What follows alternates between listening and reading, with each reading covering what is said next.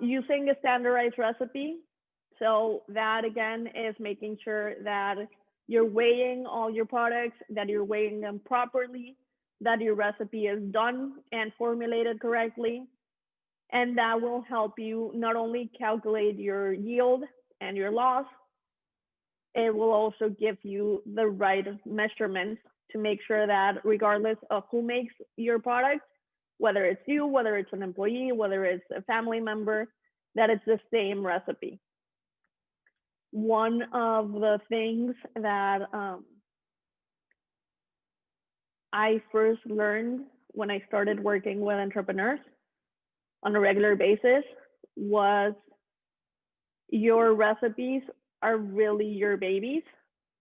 And so you are hesitant. Some entrepreneurs are very hesitant of sharing recipes with us or with anyone, just because you feel like this is mine. And if I give my recipe out, it's going to lose the spirit of the recipe or the joy of the recipe or what makes it your recipe.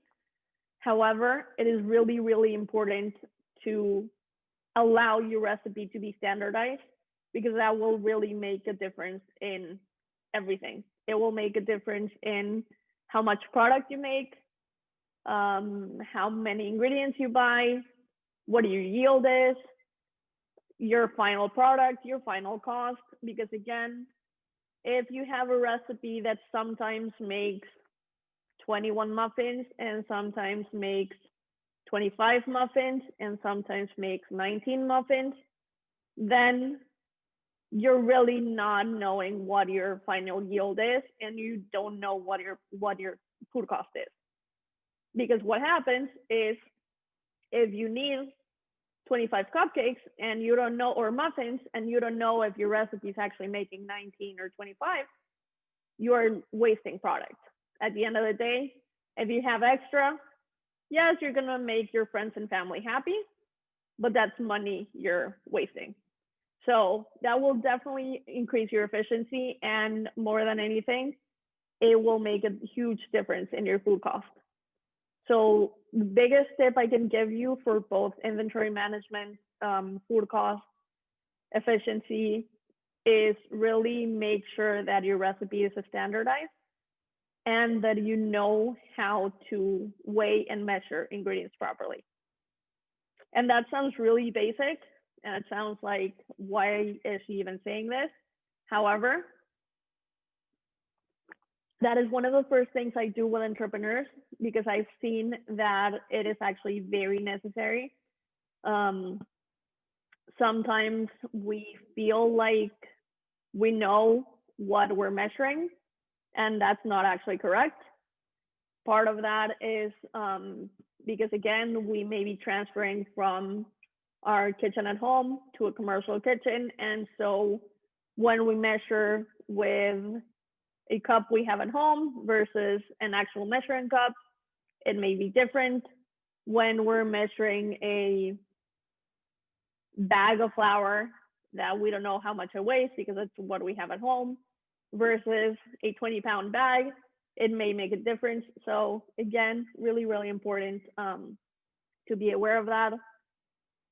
And again, any questions or comments, I'm happy to listen to them. Another point when we're talking about inventory management and food costs, definitely make sure you have a limited amount of people going in and out of inventory. Normally, I would say designate one person to that, just because you want to make sure not only that they're a trusted person, but also that sometimes we're all human, we forget things. So you may go in, take something out, not issue it, and then you're not sure what happened. You come back and you say, wait, how did that happen? Where did I lose that can? It's not that you lose it, it's that you took it out of inventory and didn't actually issue it. So another thing, if you have a shared kitchen, make sure that you keep good control over your inventory. It is not anyone else's job or responsibility to be aware of where your product is, or if it's in good shape, or what happened to it. It is really your job. So you need to be aware of that, and you need to be conscientious of that. You need to make sure that you know where your product is and what is actually your product. A lot of people use the same ingredients. A lot of companies use the same suppliers, same ingredients. So it is not just saying, oh, well, I had a bag of flour yesterday. That doesn't really mean much. So you have to be aware of that. Also, if you have, let's say, a Sysco rep that is coming to drop off product to your commercial kitchen, whether it's shared or not, make sure you are actually doing that inventory yourself, or again, you have a trusted person doing it, but do not let the sales rep bring your product in and store it. There's many reasons for that. For now, I will just say the two main reasons are A, you don't know what the product looks like or how it is, if it's in prime shape or if it's not, if the rep is just dropping it off. And also, again, you may not have full inventory. Maybe they forgot something and they just drop everything in, so you're not sure what was missing. There can also be issues of inventory walking out the door. So again, you have to be really careful of who you let in your stock room.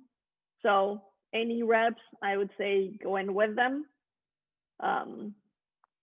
Or if possible, just receive inventory outside and you bring it in yourself.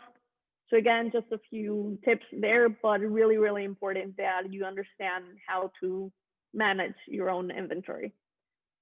I suggest having an inventory check every week. If that is not possible, then max every 2 weeks. But I don't think many of you are at the stage where you need to be checking inventory every day. Hopefully you are. If so, that's amazing. But in the beginning, once a week is totally fine. Then you want to use your inventory and check your inventory as soon as you use it. So if you see that you keep running out of product sooner than once a week, then switch it. Then do inventory every 3 days. Just make sure that you have one person doing it, and that person doing inventory should not be the person receiving inventory. I hope that makes sense. If it doesn't, let me know.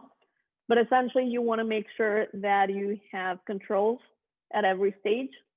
So you want to make sure that the person receiving inventory is actually trustworthy and can receive a full inventory.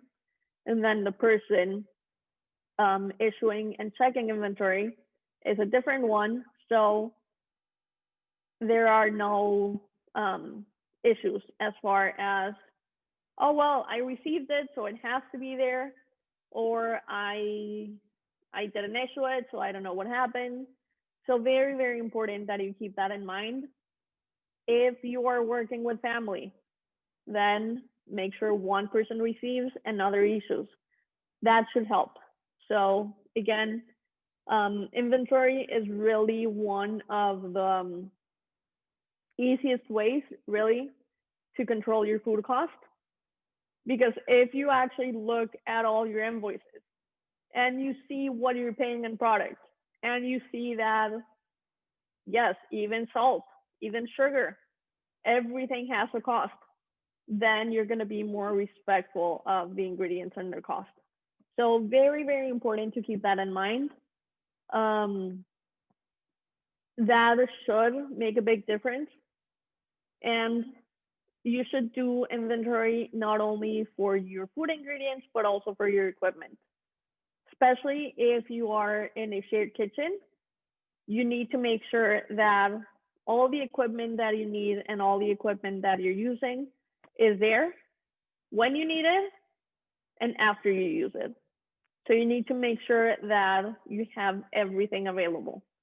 So if you have, let's say, mason jars and you're in a shared commercial kitchen, you need to make sure that you know which ones are your mason jars versus which ones are company X.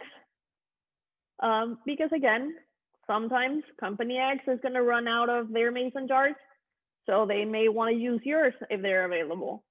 Or you may forget where you put them and you don't store them in your equipment with your equipment. So then company X sees them and thinks, oh, maybe they're mine. So what happens then? You're wasting money because now you have to go and buy new mason jars. So really, really be aware of that.